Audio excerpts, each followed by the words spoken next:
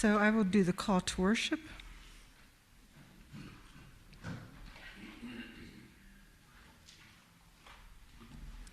Here we are. It is still Lent, and we may wish to skip this part. We don't really want to remember the violence or hear the horrible cries, "Crucify, crucify." We get enough of that from the media. And we really don't want to think that we might be among those voices or consider our own complicity in such things. But it is Lent, so here we are, and we'll tell the story again, trusting that God will meet us in it.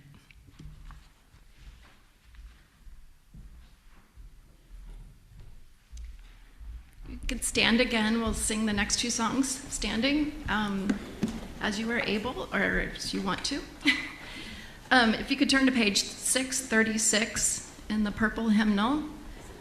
This is a wonderful Irish traditional tune, and we are going to be singing only verses 1 and 3. We're not going to sing, it should be fine up there on the board.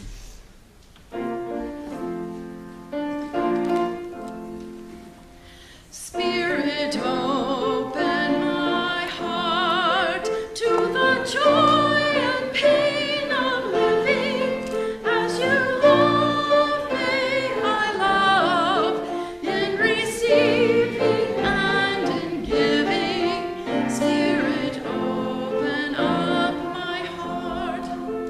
God, replace my stony heart with a heart that's kind and tender. Oh, my coldness and fear, to your grace I now surrender. Spirit, open my heart to the joy and pain of living as you love me. I love in receiving and in giving. Spirit, open my heart. May I weep with those who weep, share the joy of friend and neighbor as I live from day to day. Thou be my finest labor. Spirit, open my heart to the joy and pain of living as you love me. I love in receiving and in giving. Spirit, open my heart. Spirit, open my heart. Now turn back in your book to 564. What wondrous love is this? And again, another traditional Southern harmony tune. Not quite the same, but I'd like us to try and do this in a way that allows those of us who maybe don't sing parts to sing parts. So we're going to start with there's a drone that could just keep going the whole time.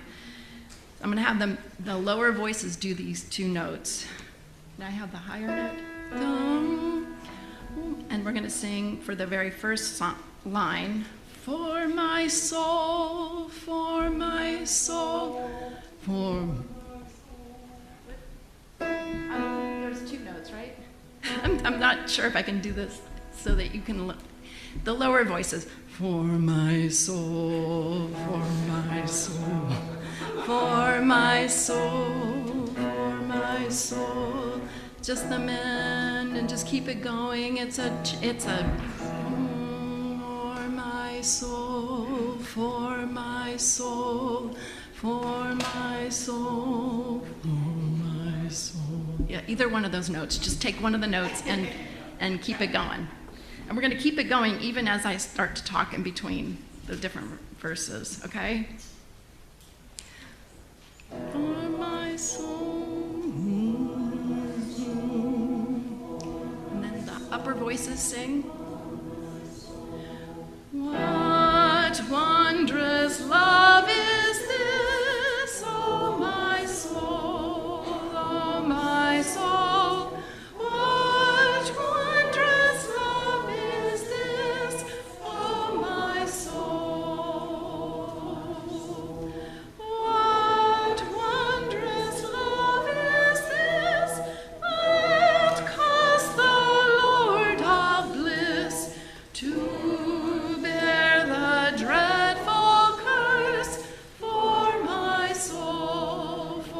my soul, to bear the dreadful curse for my soul, for my soul.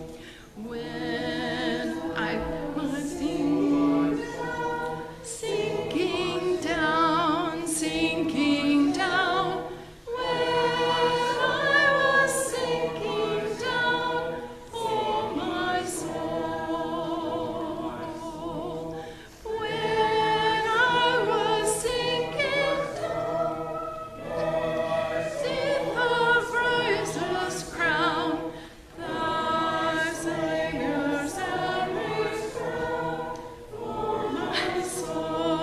for my soul, Christ laid aside his crown for my soul. Keep it going, and now you will sing. I will sing, I will sing, I will sing. And if you're bored with that, the men and no, keep it going.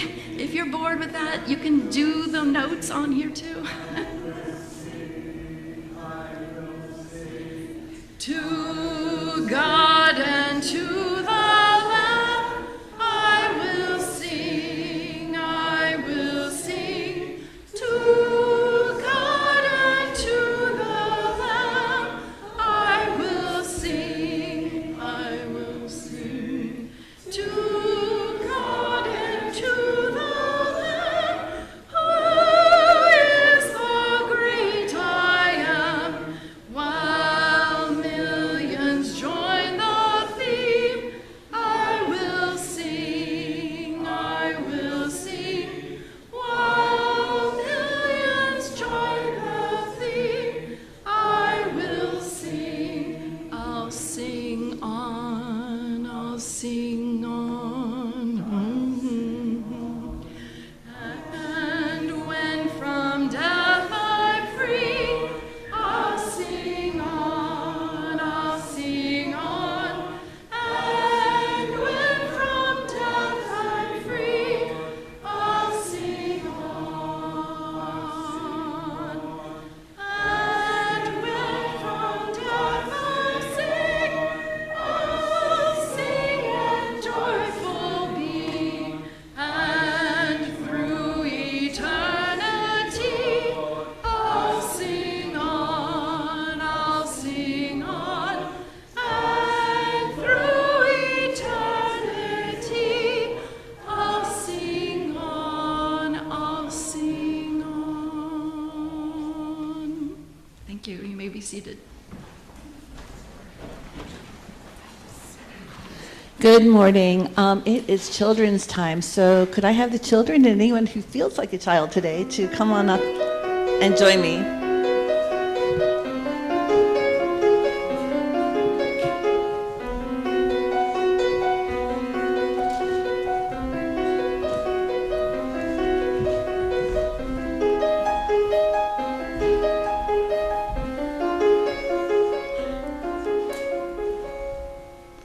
Thank you. So, this has been quite the Lenten season. The theme of this Lent season is dissonance, and Paul did a great job of playing a dissonance piece of music. Thank you for that. What does dissonance mean? Anyone? Dissonance? It's something like, say you're expecting something to happen and something completely different happens. That's the dissonance, something that's in conflict. So today we are focusing on what a king is. We've got crowns, all different kinds of crowns up here. So what does a king look like? Like somebody wearing a robe with a crown, but also another kind of king, like Jesus, can also just wear like regular people clothes with a vine on his head. Right. Anyone else? How would you describe a king? Someone who has power. Oh, someone who has power. Any other descriptions of a king? Okay. So a king is let me give you a little bit of history lesson of what kings looked like back during Jesus' time. You guys can see over here, you can see up here. Octavius Augustus was the emperor of Rome when Jesus was born, and Tiberius was the emperor of Rome when Jesus died. In Rome, they conquered land. They would go, their military strong force, they would go and conquer a land. They had land from Europe all the way to Asia, into South Africa, lots and lots of land, and they would just go and conquer. Can you go back? Sorry. So the Roman emperors wore a laurel wreath. They saw this as showing victory and honor. They didn't really believe in crowns. They conquered a lot of land, but didn't believe in wearing crowns. They would wear this as to show power and conquering. Okay, now to the next one. So under the big Roman Empire, there were groups of people. And so the Jews were a group of people, everyone who were Jewish and followed the Jewish faith. And they did wear crowns. So these are depictions of the kind of crowns that they might have worn. So kind of a simplistic, just not really fancy, but a little bit of, to show that they had power. And the Roman emperors they got their power because, like their dad, it was hereditary. Their dad had it, and they passed it down to them, and kept that in the family. Yes? Who was the first Roman emperor? Oh, that's a good question. You know what? I will research that, and I will get back with you on that. But thank you for asking. Promise me. Remind me later. I'll find out for you, okay? But that's a great question. Thank you. So the Jewish leaders were anointed by God. They got their authority elected and chosen by God. That's how they became. And how do these guys look? Do they still look? They've got a crown. Do they look powerful? Yeah, they look kind of powerful. So now we're going to go to the next slide. So this slide is of the present day. On the left is present day King Charles, who is the King of England right now. And on the right, because I'm from Lancaster and I got to support my man Jonathan Groff, who played King Charles's ancestor in Hamilton. How do these kings look? Yes? Very fancy. Very fancy. Do they look kind of powerful as well? They look kind of powerful as well. Lots of fancy, lots of, they have a crown like this. Jonathan's wearing a crown sort of like this. And so, now we're going to get to Jesus. Can you go to the next slide, please? This is a picture of Jesus that Adelaide drew, and it's in today's Lenten devotional, and it's related to the scripture that is today's focus, which is John 19, 1-16. So Pilate was a Roman governor. So remember, the Romans were in charge of all this land, and so they had to have like governors. Like we have a mayor who kind of takes care of what happens in Baltimore. So Pilate was kind of the governor. And last week, do you guys remember what happened the end of last week? What happened? Anyone remember? Nobody remember? Last week, the Jews handed Jesus over to Pilate. And now Pilate has to figure out what to do. He is stuck. What am I going to do with Jesus? All these people, this great big mob of people are yelling that they want him to die. And Pilate went to Jesus and was like, come on, dude. I'm here to help you out. Come on, give me a chance. These people are mad at you. Why? What did you ever do? And Pilate gave them a choice. Okay, I will release Jesus to you, or I will release Barabbas. And Barabbas was a mean guy. He was not a very nice guy. And the Jews are like, nope, we don't want Jesus. You need to get rid of him. We want Barabbas. So Pilate was stuck. He was in dissonance. He did not know what to do. He went to Jesus, sat down and talked with Jesus, and he's like, there's nothing wrong with this guy. Why do they want to kill him? So he finally decided, fine, I'll give you Barabbas. So the beginning of this story, Pilate took Jesus and had him flogged, or had him beat up really badly. They weren't very nice to him. And the soldiers twisted a crown of thorns. Now, this is not a real crown of thorns. If it were, what does thorn feel like? It's spiky and it would hurt, right? So this is not a real crown of thorns.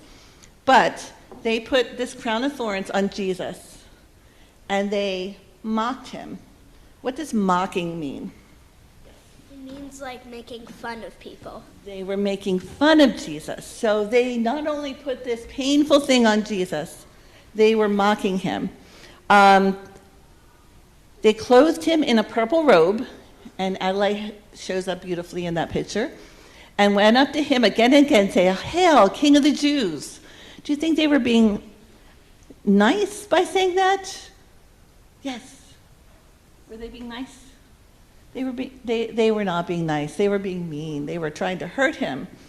And Pilate kept going back to Jesus. "Come on, Jesus, I want to help you. What is wrong? Why won't you let me help?" And Jesus, Pilate said, "Don't you realize I have power to either free you or to crucify you?" And Jesus answered, "You would have no power over me if it had not been given to you from above. Therefore, the one who handed me over to you is guilty of a greater sin." Pilate was scared. He knew that Jesus was innocent. He didn't want to hand him over to these people who wanted to hurt him and wanted to kill him. And he felt like he had done all that he could, and Jesus wasn't helping him out. Go to the next slide, please. So we have King Charles, who is the King of England now on the left, and the depiction of Jesus on the right. What were the leaders want? What kind of leader did you think they wanted? Yes. What kind of leaders do you think the people wanted? What do you think they were looking for? Like somebody who would make laws. Someone who would make laws. They were looking for, which kind do you think they were looking for, King Charles or for Jesus, the Jewish leaders? Yes. King Charles. They were looking for someone like King Charles. They wanted somebody who had power. And Jesus was not what they were expecting at all. They saw Jesus as a threat. They expected a military leader like King Charles, somebody with power, somebody with might, somebody with money and prestige. And they got Jesus. Do you think they were disappointed in that? They were disappointed. So go to the last slide. So a couple weeks ago, I asked the youth what Jesus would look like if he were to walk into our church today. And Adelaide did me a favor this week, and she drew this picture of what she thought Jesus would look like based on... So what do you think Jesus would look like? Would you recognize him if he came into this church? How do you think you would react? Do you think you would recognize him if he looked like that? Would you accept him, or would you question whether or not that was really Jesus? I would be like, who is that person who calls himself Jesus? Yeah, we would question, right? We would not sure. But Jesus calls us all to love our neighbors. And I love that Adelaide added that to the shirt, that I think Jesus would be out there loving the neighbors and taking care of people. So I have a gift for each of you. Jesus wore that crown of thorns, and it was meant to mock. It was meant to be mean. But I think in some ways it probably gave him courage because to be who he was. He could have spoke up. He could have done something. And he chose not to. He chose to follow God's plan for him. So I have an Easter egg for each of you. And inside is a miniature crown of thorn bracelet. So that if you are faced with struggle or if you need help, or if, just to know that Jesus is with you, to be true to who you are, to know that Jesus suffered and loves you, and that when you struggle, that you can make it too, and you can be who you are and true to yourself. So let me do a quick prayer. Thank you, Jesus, that you are with each of us, and that you can help us as we face our struggles, and that we can be true to who we are. In Jesus' name, amen.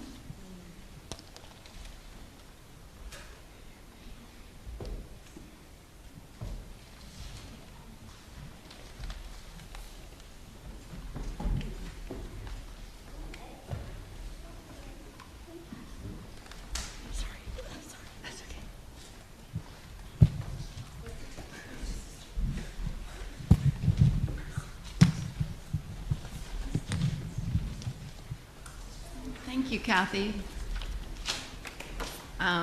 The Jesus that would walk in through this door, I'd want to have him walk with me. And we're going to be singing that song, 306. I have a couple of folks. Thank you guys for helping. This is kind of, it gets very, very high. So if you want to follow a lower voice, just think about singing the melody of an octave down, and if you can't hit the F, which a lot of folks can't, it's okay, just drop out and let others do it. Or you can sing something else if you like.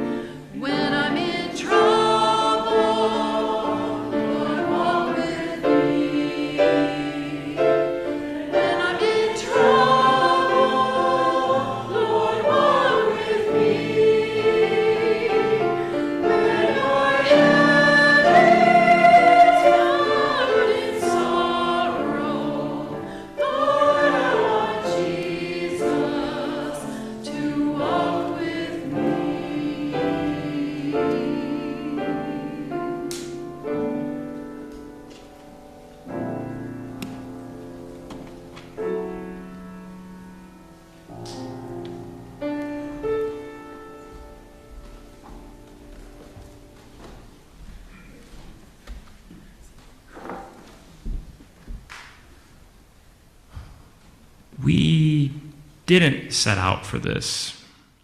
Our motivation was pure. Once, love God, honor God. We had to stand up for purity, had to stand up for what was right. We had to protect God's reputation and ours, which meant he had to be stopped. That was just the way of it. Better to sacrifice one man's life as they say, to save others. We didn't set out for this, though, the shouting, the angry mob. It's just things went wrong at every turn, no matter what we tried. The whole world was going after him, like they were bewitched. He had to be stopped. And he was so infuriatingly calm. And Pilate, who loves violence, was so hesitant. It seemed we would lose, and God's name would forever be co-opted by this blasphemer. I suppose we got carried away. A monstrous thing. The yelling, the hate. Crucify him! Crucify him! But if it's for the right cause, don't the ends justify the means? Won't anything we have to do or say be worth it if it rids our community of this danger? We have no king but the emperor, we declared. But we knew, and with that we won. Pilate conceded, we won. And the man who claimed to be God was officially out of the picture. But we knew deep down, with a horrible, sinking certainty, that we could feel in our bones, we also lost. No matter how right or wrong we were about that man, we lost the bigger game. Love God, honor God. You shall have no other gods before me. What have we done?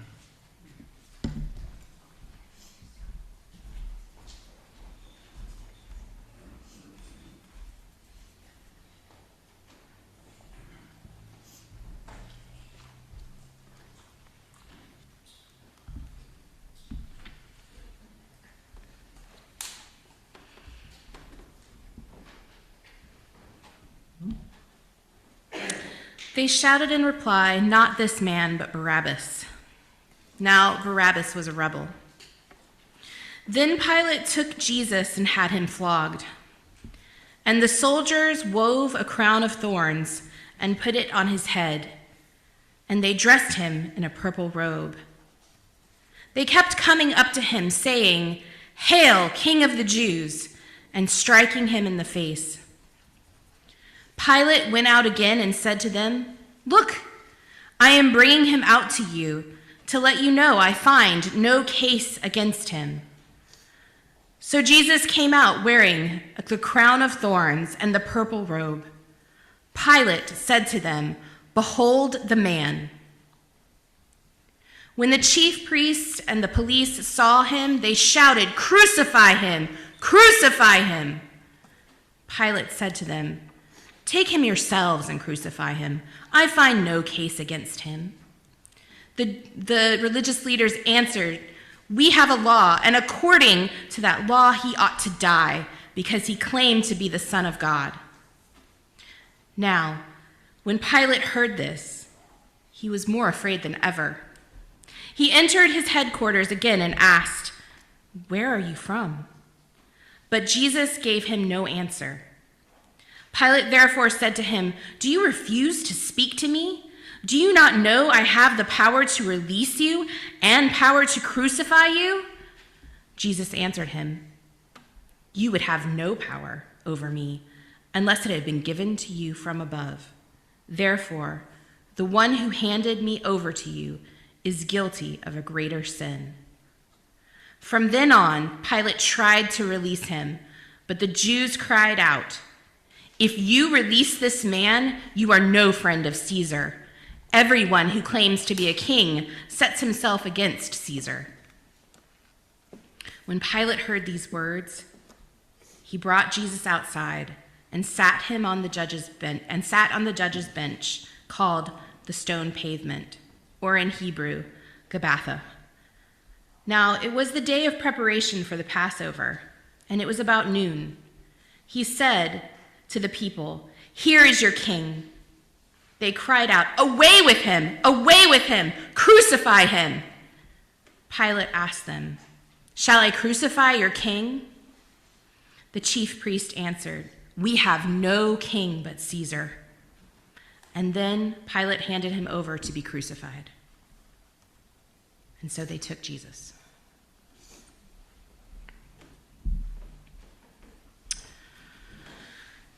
So we are much more aware of things that are going on in our world today versus when I was a kid, because we get so much of our information in real time. News feeds are full of shocking and many times violent material. Not much different from what I just read. War used to be more of a conceptual idea that we could be removed from emotionally. Now we get footage as it's being experienced from a phone camera by someone who looks like you or me, running away from bombings or gun violence. The temptation for us is to scroll past, to maintain our sanity. There was a meme this week that I saw that I actually talked to Aaron about. And I wanted to put it on the screen, but it's really hard to see anything on that screen. And this image was not dark. But it's a man, and he's on the stairs, and he's like this. And above him it says, "Microdosing hell by staying informed and educated." It's kind of how it feels. You know, last week we talked about kingship of Jesus. We talked about it this morning with the children. And the kingdom of God and how different God's kingdom is supposed to look versus what we see.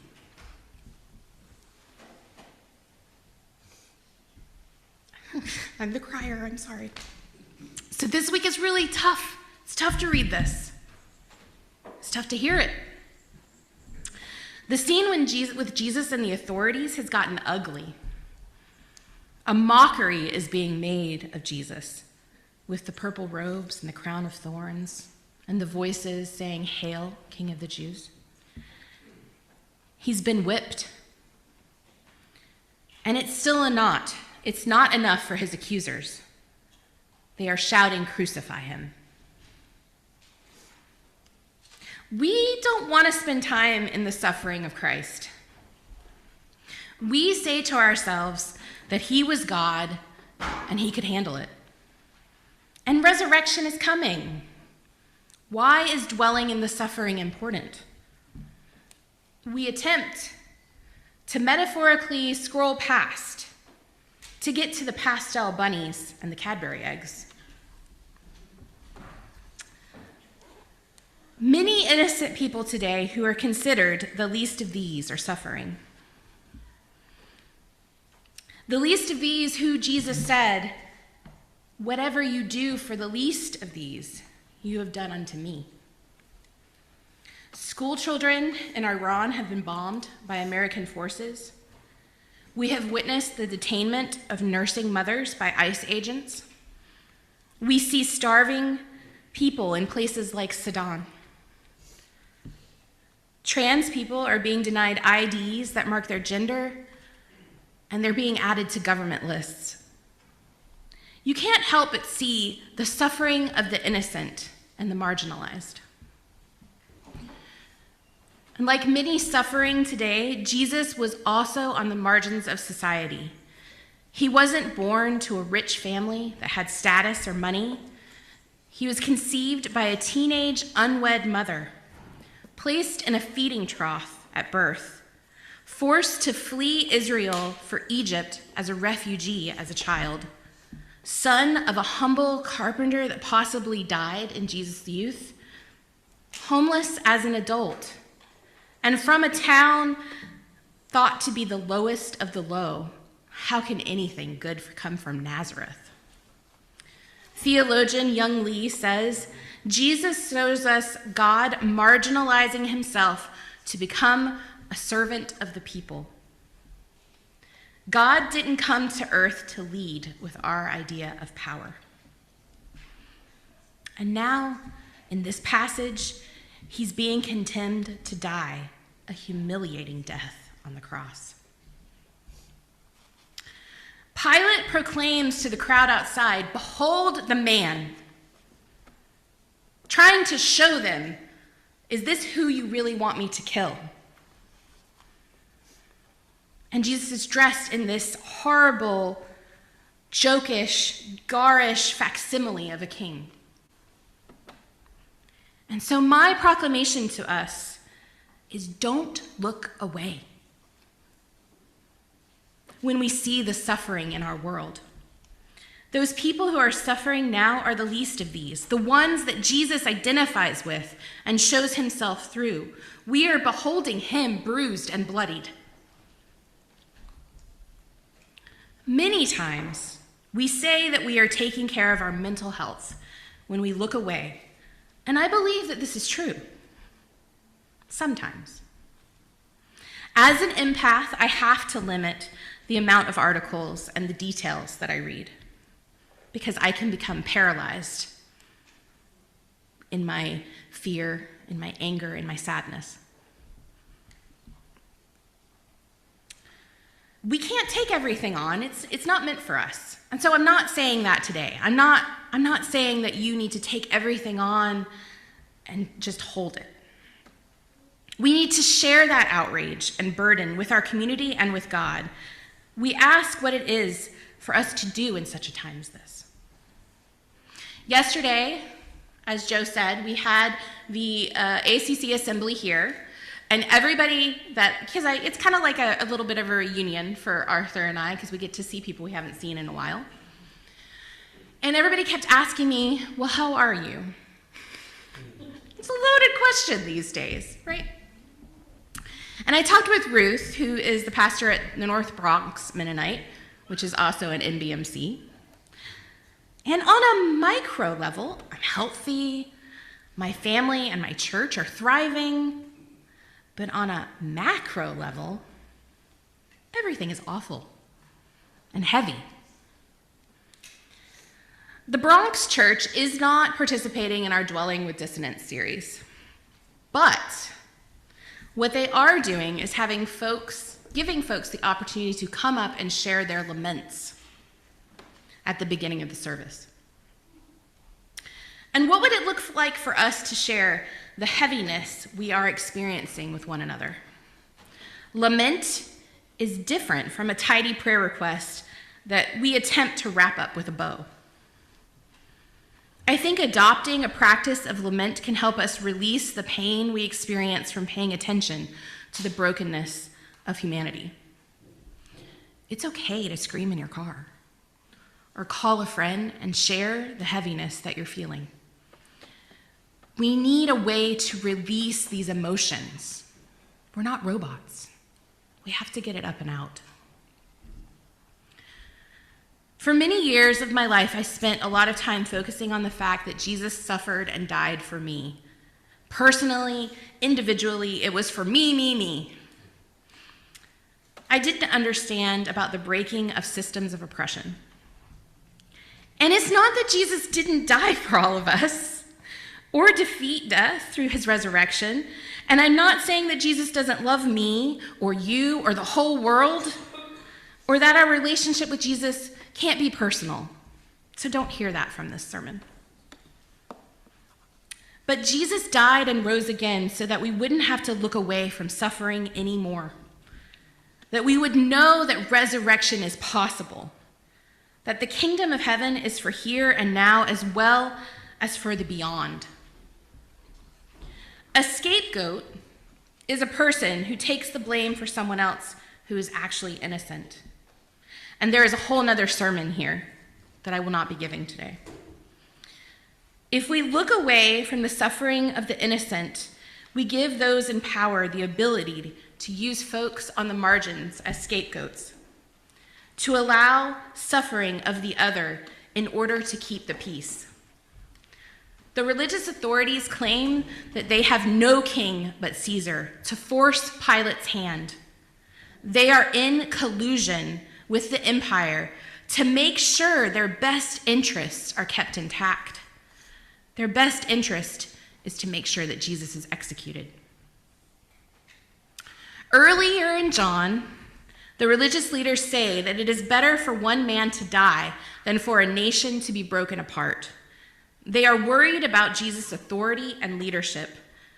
They don't want their privileges to be taken away due to what they see as an uprising of Jesus' followers, with his claims of being God's son. Caesar, who's already in power, is the one who claims divinity in the Roman Empire. And the religious leaders' fears of an uprising were not unfounded.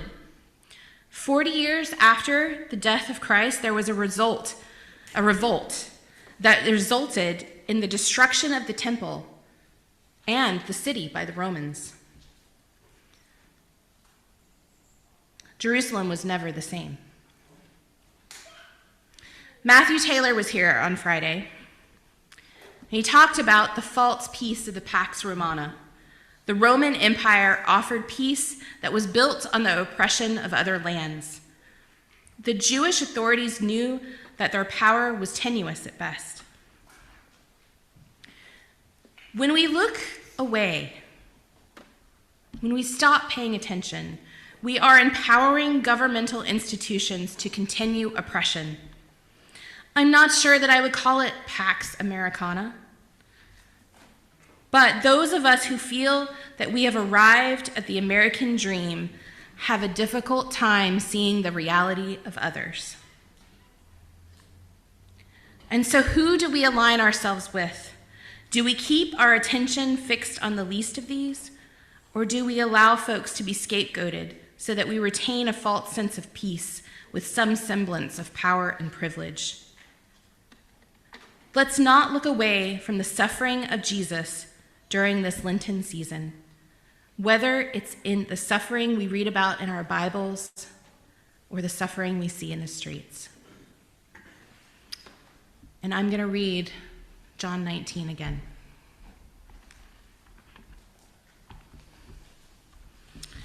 Then Pilate took Jesus and had him flogged.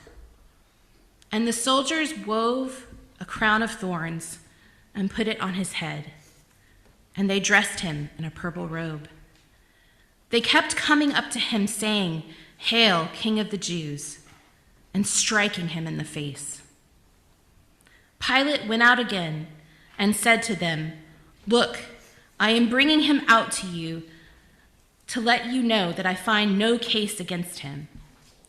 So Jesus came out wearing the crown of thorns and the purple robe. Pilate said to them, "Behold the man."